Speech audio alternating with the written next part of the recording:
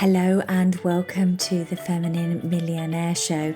I'm your host, Polly Alexander. I'm a success coach, intuitive healer, and a passionate creative.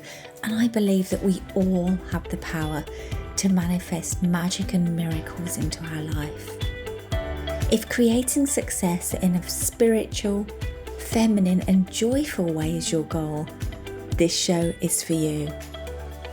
You'll understand how to overcome your past, bring your soul's greatest gifts to the world, and up-level your income, impact, joy, and happiness.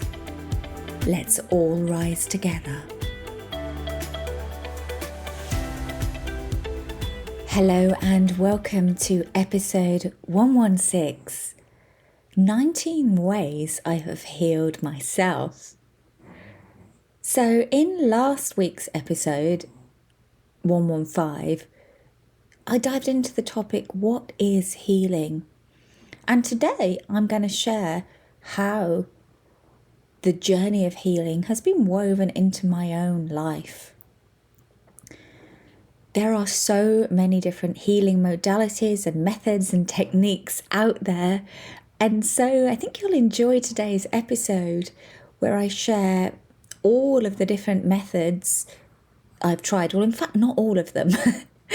19 of them that I've tried, and how it supported me so that you can start to carve out what your own healing journey could look like.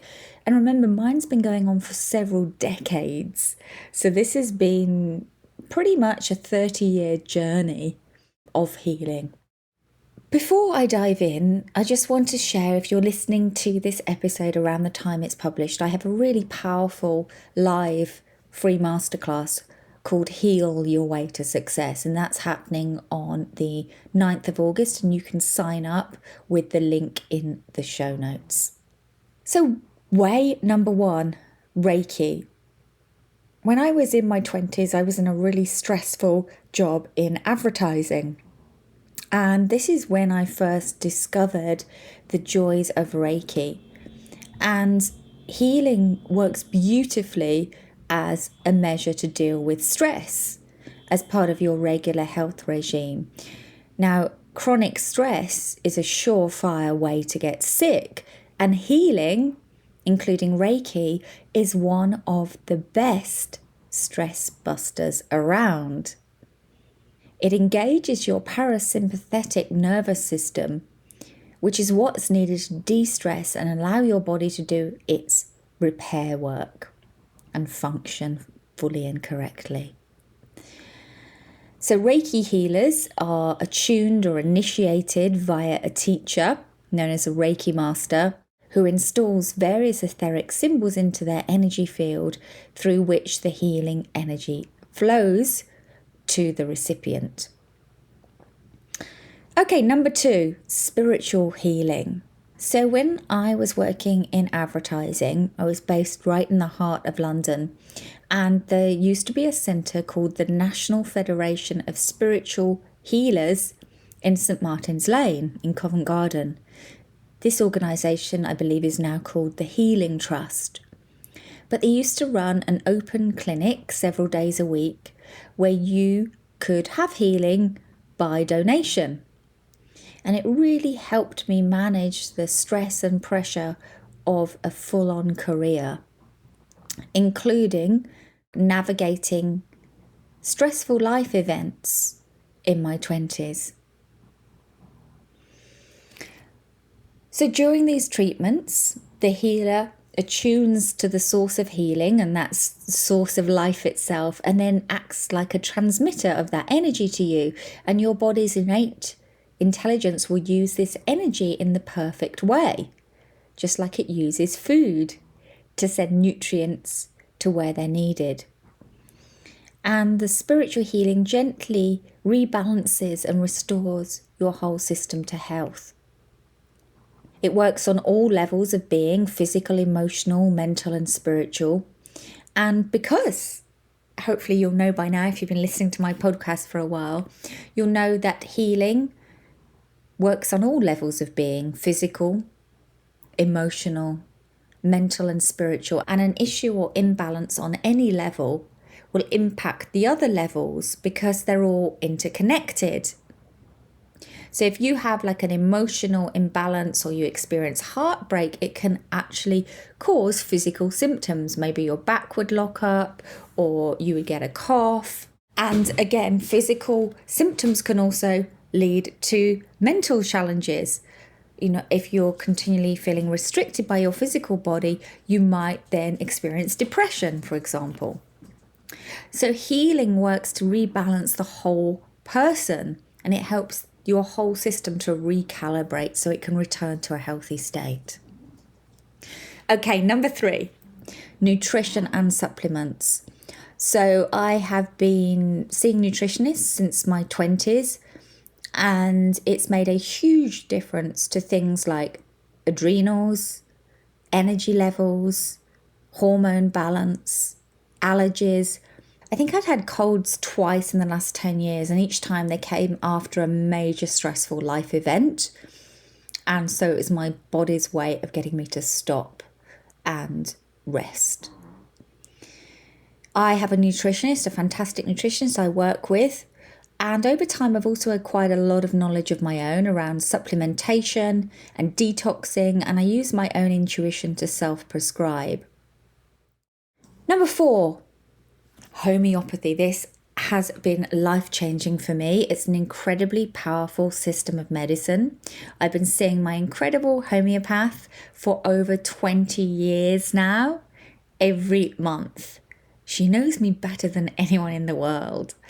And it operates around the philosophy of prevention rather than cure.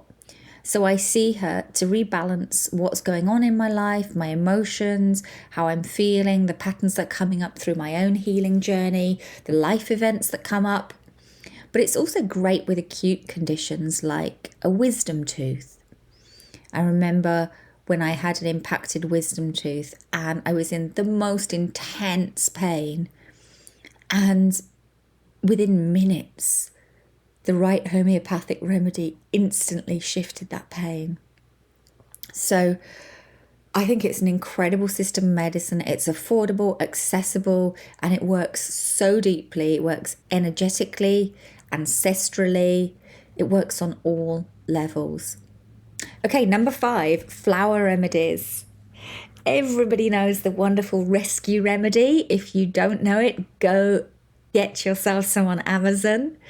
I always carry a little bottle of rescue remedy with me in my handbag for unexpected events and triggers. And I love the Bach flower essences, the Australian bush flower essences. They are amazing for shifting emotional states fast and for rebalancing. Number 6, detoxing through food. This has been really powerful, particularly in my 40s. I feel that the body gets kind of full as we get older. It's got a lifetime of work that the kidneys have done, and we can really support ourselves to detox. So I've done alkaline cleanse with a chef, which was really powerful. So all of the menus and meals were prescribed, and that was really, really effective, and I really enjoyed it. The food was delicious. And sometimes I'll just do my own plan as well. Number 7, the heavy metal detox.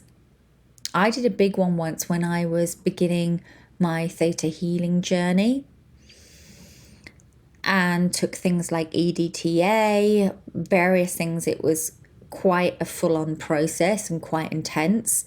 But now I top up spring each year. I go on the medical medium heavy metal smoothie for about 3 months, and that has things like Atlantic dulse, which is a seaweed, spirulina, barley grass powder, fresh coriander, wild blueberries, all combined together to really detox the liver and allow it to release heavy metals. We pick them up all the time, constantly. So I believe that a regular detox is essential. And also heavy metals are at the root of so many problems, conditions and challenges. Just last week, they showed up for a client with ADD, that the presence of heavy metals can contribute towards that. Number 8, crystal healing. So this was my 2011 to 2013 era of healing. I had a wonderful crystal healer who used to come to my house for weekly sessions at home. And she would put different crystals which have different properties on my chakras and combine that with Reiki energy. And it literally took me to another dimension. It helped me through a very stressful period of my life and helped reset me every week, as well as having some interesting visions during those sessions. Number 9, acupuncture. So this is something I've done at various phases in my life. Usually I'm intuitively guided to it, and it is part of my current healing protocol. I do it monthly at home with a wonderful practitioner from Chile who was trained in China. I found it great for water retention, for hormone balance, for stress, tiredness, and just really opening up the energy pathways. So traditional Chinese medicine practitioners believe that the human body has more than 2,000 acupuncture points, which are connected by pathways or meridians. And then these pathways create an energy flow, qi, through the body that's responsible for overall health. And then when you have disruption of the energy flow, that's when disease or problems occur. Okay, number 10, Rosen therapy.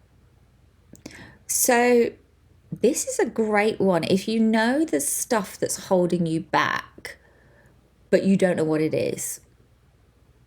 This is a process whereby a practitioner uses gentle touch, and you're lying on a bed like a massage couch, fully clothed, and they use gentle touch to stimulate memories and trauma that's held deeply in the body. It's very gentle, and as they touch, they will ask questions to prompt things to come to the surface. It's a way of bringing deeply buried memories to the surface for healing. And I found it very helpful in accessing things. And that brings me on to number 11, somatic therapy. So I spent, I think it was 2020 and 2021, I spent a year doing this with a licensed psychotherapist and a very experienced somatic practitioner. We did it remotely, so she would guide me to connect with my body. And I think the two of the biggest takeaways were helping my nervous system handle triggering events and changing how my nervous system responded to stress and challenge. And secondly, being able to actually ground in my body. If you're a spiritual practitioner or an empath or a spiritual person, sensitive, creative, you're going to probably spend a lot of time in the higher realms, in your head, dreaming, thinking, creating. And it's very easy to become ungrounded. And somatic therapy really anchors you back into a bodily awareness of your experience. Number 12 is EFT, Emotional Freedom Technique, also known as tapping. So you can do this really easily for free with YouTube videos, with things that people put out on social media. And you can also do private work with practitioners where you do a whole session on an issue. I love this for shifting emotions. For me, that's been the most powerful use when you feel completely overwhelmed by a situation. You're unable to move forward because the emotions are so strong. EFT is amazing at bringing those down to a manageable level. I went on to qualify as an EFT practitioner because I was so impressed by the technique. So number 13, emotion code. So this is Dr. Bradley Nelson's modality, and it's great. I do it a lot on dogs, on animals. I do it on myself. Again, after triggering events, interactions, relationships, things that have leaving an emotional charge, or I'm feeling angry or upset, I will go to a technique like EFT or emotion code to shift those emotions. So the emotion code you can teach yourself. It's a great book. I recommend it. And you can also take courses as well. Number 14, hypnotherapy. So this was one of my earlier healing discoveries. And it was when I decided to stop smoking in my 20s that I turned to hypnotherapy. And I had a wonderful practitioner called Maggie Chapman, who actually ran the London School of Clinical Hypnosis. She was very, very powerful as a practitioner. I believe she was also a psychotherapist. It worked in one session for me to quit smoking, and she went on to support me with pre-performance nerves, with family dynamics, with different things using hypnotherapy and her therapeutic background. I've also turned back to this occasionally to deal with fears, phobias, anxiety, this kind of thing. It's really, really powerful modality. Okay, number 15 is chiropractic. I absolutely love this, and it's a monthly staple for me now. I've made miraculous recovery from back issues. Last August, I could barely walk when I got back from holiday, ironically. After a week spent lying on a beach, I got back home and my back locked up. Just about managed to make it to the chiropractic studio, and within a week they had managed to get me back to full working health. It was truly miraculous from the space I came from. I go every month. The concept is that you have regular adjustments along the spinal cord to prevent injury or illness or disharmony. And chiropractic, like homeopathy, works on the whole system as well. So it's not just I've got a back problem, I'll go to the chiropractor. It's a way of making sure the spinal fluid and the nervous system is functioning well. And for me, it's a way of releasing stress, particularly from sitting at a computer a lot, which I do, or sitting poorly in general, or sometimes from workout injuries. It's just been incredible. It's very affordable and it is amazing. Okay, number 16, Tantra. So I've done Tantra workshops with a partner, and I also recently took Layla Martin's Tantra journey, which is amazing. And it is based on the principles of Tantra. This has been incredibly healing for my body, for my femininity, for my sexuality, and actually for past traumas. It's somatic work in the way that she teaches it, and it's very, very powerful. It made a big contributing factor to my journey and to becoming more embodied. Okay, number 17, reflexology. I need a good reflexologist in my life. If you know one in Ibiza, DM me. I don't have anyone in my life right now. But this, for me, is more relaxing than massage. I literally go to sleep within 10 minutes of someone starting to work on my feet. I don't know what it is, but I don't go to sleep in massages, but I do in reflexology. I find it super, super relaxing. And with a right practitioner, they can actually diagnose imbalances in the body as well from the feet. All right, we are nearly there.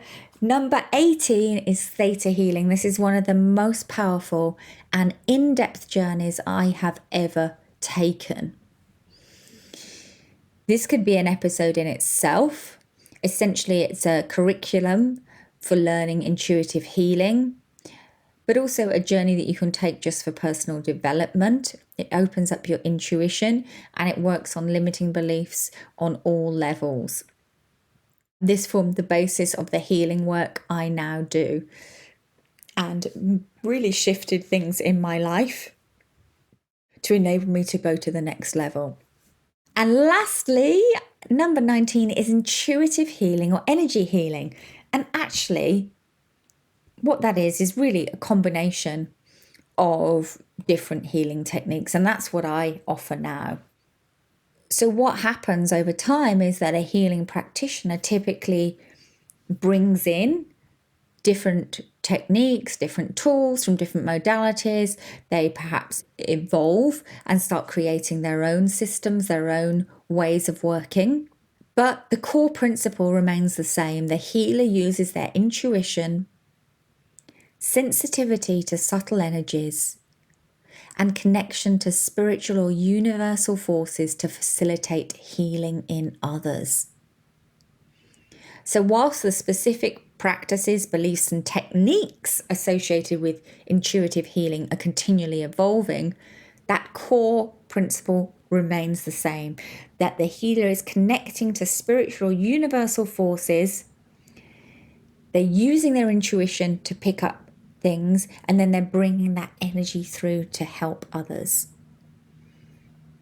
Intuitive healers develop and use their intuitive abilities through a combination of just innate talent, training, practice, and personal growth. And healers can sense or perceive energy imbalances in various ways, such as through feelings, images, or even auditory clues. And as you probably know, if you've been listening to me for a while, I am clairaudient, so I tend to hear words about what's going on for someone. Sometimes I'm shown images of parts of the body or images of things that they need to take to help them. But I work with limiting beliefs. So we look at limiting beliefs and we look at the original event that have caused the imbalance. So I truly believe that healing is the purest form of treatment for illness, as it involves no pills, needles, or equipment of any kind, especially for energy healing. And for many thousands of years, using energy to heal disease has existed, and people with healing powers have been acknowledged. And finally, I truly believe that this time in history, finally, it's time to have a wider audience. It's time to have a bigger impact with our healing gifts. So I want to say thank you for being here with me. Thank you for being open to healing. Thank you for healing yourself. Thank you for being on this journey. Let's recap with the 19 ways I healed myself.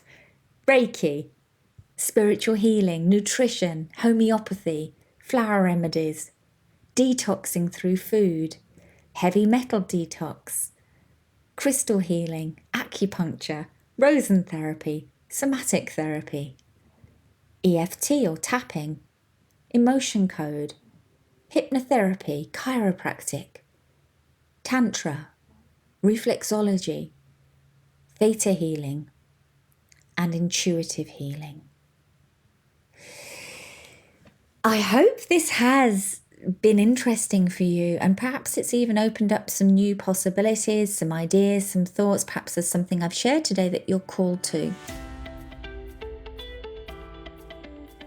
If you would like to dive deeper in healing with me, I invite you to this free webinar that I am hosting very soon. It's called Heal Your Way to Success. And it's going to show you what a healing path could look like. I'm going to walk you through the 6 stages of life that you can create healing for yourself within. And it's not about fixing yourself.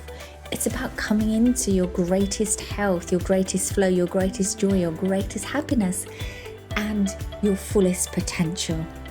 If you would like to explore that journey with me and experience live energy work together, I invite you to sign up for that webinar. If you're listening to this after the event, make sure you get on my mailing list and follow me on Instagram to see what I have available to help you on this journey. I also work one-to-one with people and through courses and programs. Wishing you a beautiful and enriching healing journey wherever you are right now.